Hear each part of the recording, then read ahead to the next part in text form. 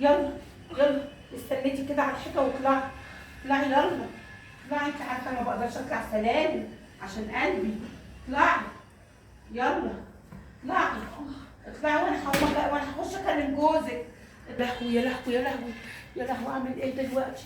اروح اعمل ايه؟ اروح اتصل بجوزها. الو. ايوه يا عمر، تعالى حالا. تعالى تعالى، عايزاك ضروري. سيب اللي في ايدك وتعالى، مش وقته دلوقتي. تعالى بسرعه يلا. يا رب استر يا رب، يا رب استر. هي السبب، هي منها لله. هي فضلت، هي من ساعة ما عرفت ان انا حامل في بنت وهي ما كانتش طايقة اصلا الحمل. الحمد لله. طبعا انا كنت هموت، بس السقطة ديت طلعت مش سهلة. على رأي اللي كان بيقول ولادة كل يوم ولا سقطة كل سنة. هي منها لله. فضلت تقول لي فطار وغدا وعشاء وسوي، اعملي لي السلم ونيلي لي السلم، خلتني اتزحلقت وقعت السواد وكانت شايله عليها اصلا تشيلني. وزي ما يكون قلبها كان من جوه بيرقص، لان هي كانت عماله تقول لك بت بت بت. ايوه انا بقالي اسبوعين مسقطه، بس انا عمري ما هنسى كانه حصل امبارح، على الوجع اللي شفته وعلى العذاب اللي اتعذبته عقبال ما سقطت. وانا كنت قايله لها اصلا حملي ضعيف، والدكتوره عطشاني مثبتات، والدكتوره قالت لي نامي على ظهرك، بس هي ما كانش عندها رحمه. يا رب ربنا يعوضني، يا رب يا رب ربنا يعوضني. ماشي يا ماما، ما تقلقيش عليا يا ماما.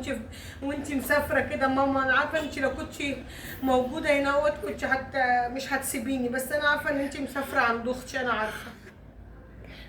ان شاء الله قبل ما ترجعي كمان شهرين يكون ربنا كرمني وحملت تاني باذن الله، مش بعيده على ربنا.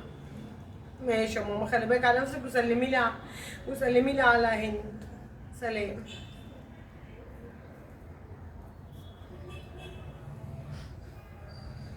يا مروه، يا مروه، اي يا ماما. بتعملي ايه يا حبيبتي؟ تعالي ما تعمليش حاجه. انا جايه يا ماما، انا اوعي جايه. تكوني بتعملي حاجه، ده انا مخلصه كل حاجه. انا جايه يا ماما. اسم الله اسم الله اسم الله اسم الله يا عبدوله، اسم الله اسم الله يا اختي، اسم الله. اقعدي اقعدي يا حبيبتي، اقعدي يا روحي. اللي يشوفك يا ماما وانا في حملي الاولاني ما شفتيش وانا في حملي دوت. يا بنتي والله يا اختي اسم الله، والله من ساعه ما قلتي لي ان الدكتور قال ولد ارض مش شايلاني، وفرحانه فرحه المجنون. انت يا ماما ال9 شهور الحمل مدلعاني احلى دلع. وماله ده اللي انا شفته في الدلع اللي عوضتيني ال4 شهور اللي كنت حامل فيهم في اول بنت وبيني وبينك ان انا اي حد من الجيران مش برضه اقول له ان انت حامل في ولد. اما بتقول لهم ايه؟ بقول لهم بنت. عشان لا ايه؟ قولي لي بقى، بقول لهم لسه مش باين، قافل رجلي. او بقول لهم احنا قلنا المره دي مش هنشوف. بتقولي لهم ايه؟ لا مش قولي لي ده انا بصي مش قادره اقول لك، ده انا مش قادره، انا مخبيه على كل الجيران ان انت حامل في ولد. امال لما بيسالوكي بتقولي لهم ايه؟ بقول لهم لا احنا المره دي قلنا مش هنشوف، هنسيبها كده ربنا اللي يدينا بعضنا. ما حدش يا ماما بيصدق الكلام ده طبعا. لا انا ما اقدرش اقول لك هتجيبي ولد يحسب خلينا كده هتولدي ايه؟ خلاص الدكتور قال لي يوم الخميس الجاي باذن الله. ان شاء الله تروحي وتيجي بالسلامه. فرحتيني يا مروه، انا عايزه اشيلك في عينيا. خلي بالك نعم. انت ما تولدي ما تطلعيش على بيتك ولا حاجه. انا عارفه ان مامتك على طول مسافره عند اختك اللي في السعوديه. لا بس ماما قالت لي هتنزل على ميعاد الولاده. معلش هتنزل على ميعاد الولاده، ممكن بعدها بيومين، بعدها ب3، حتى لو نزلت ما تروحيلهاش. انت هتقعدي هنا في البيت اشيلك بعينيا، يا اما لو طلعتي على شقتك هطلع اقعد معاكي، مش هخليكي عايزه اي حاجه. انا ما اقدرش على الدلع ده يا طنط. ده انا حتى موصيه ام عبده اللي جنبنا اللي بتبيع الفراخ وبتربي البط والارانب والحاجات دي، موصياها. قلت لها بقول لك ايه، انا مرات ابني هتولد، انا عايزه مرات ابني تولد من هنا ومكان المولود تحطي لي بقى ارانب، وتحطي لي فراخ، وتحطي لي بط، وتحطي لي، بصي عايزاها بقى تتنفس كده وهي نفسها كده تاكل الحلو كله. ايوه، مش هخليك عايزه حاجه. بط وهجيب لك، وحمام وهعمل لك، وارانب وفراخ بلدي، كل حاجه. كل ده يا ماما؟ كل اللي انت عايزاه. كل ده يا طنط عشان حامل في ولد؟ يا سلام. ده انا عشت احسن 9 شهور في حياتي. ده انا اللي هعيش عمري كله وانا فرحانه بعادي. يا حبيبتي يا مروه، ده انت غاليه دلوقتي عليا. ربنا يا بنتي يقومك بالسلامه يا رب. يا رب. وحتى الهدوم اللي جبتها كنت عايزه اجيبها لبني، انت قلتي لا، ابيض احسن. انا بحب اللون الابيض عشان حتى كمان ما تضمنيش اللي جايه تكون بنت ولا حاجه، ابقى شلاقه يعني، مش ده.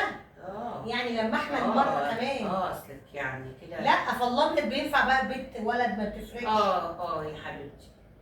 ربنا يقومك بالسلامه يا رب. ان شاء الله يوم الخميس الجاي ربنا يفرحنا ان شاء الله بعد. ان شاء الله. يعني انا حاجه ان شاء الله يوم الخميس عليك. شوفي عايزه تطلعي على بيتك وانا اجيلك، هقعد معاكي وانا مجهزه لك السمنه البلدي ومجهزه لك المغات، وهنعمل له حته عقيقه بقى، واسبوع يحلفوا بيه من هنا لبكره. ماشي. ربنا ينتهك بالسلامه يا حبيبتي. ايوه يا حاجه فاطمه، ازيك يا حبيبتي؟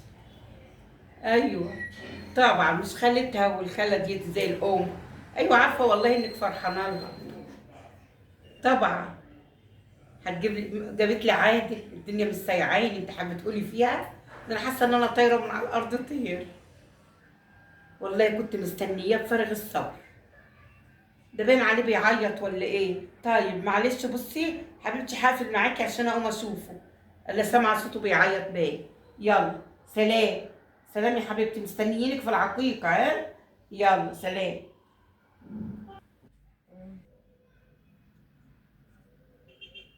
عمر، انت لازم تيجي وتقول لها بقى. احنا فضلنا ضاحكين عليها ال9 شهور كلهم وهي عارفه ان هو ولد. ايوه، ما راحتش معانا المستشفى واديني جيت. وطبعا الاطفال ما بتتعرفش في البدايه، مش مكتوب على وشهم ولد ولا بنت، ما كلهم شبه بعض. بس لازم تعرف خلاص بقى، حان وقت ان هي تعرف. لا انت كده طماع. اما 7 ايه؟ لا. بقول لك ايه، هي اصلا فرحانه بالبيبي وفرحه، ما اقولكش، وشلته اول ما دخلنا وكل حاجه. بس لا، قدمت ولا اخرت هتعرف ان هي بنت. لما هتيجي تقول لها ماشي. انا خايفه اقوم من رد فعلها، دي عماله تدلع فيا وعماله تجيب لي في الحلبه وتجيب لي في المغات وعملت وسلقالي الارنب وعمالي عمايل عمري في حياتي ولا ال9 شهور اللي انا عشت فيهم احسن هنا. انا حاسه ان انا دلعتهولي طول ال9 شهور على اساس ان انا حامل في ولد هيطلع على امي لما تعرف المفاجاه. هي بتكلم خالتك دلوقتي وعماله تقول لها عادل عادل عادل. تعالى، لا احنا لازم نقول لها، ما ينفعش اكتر من كده خلاص. ماشي. انت جاي؟ ماشي. يلا.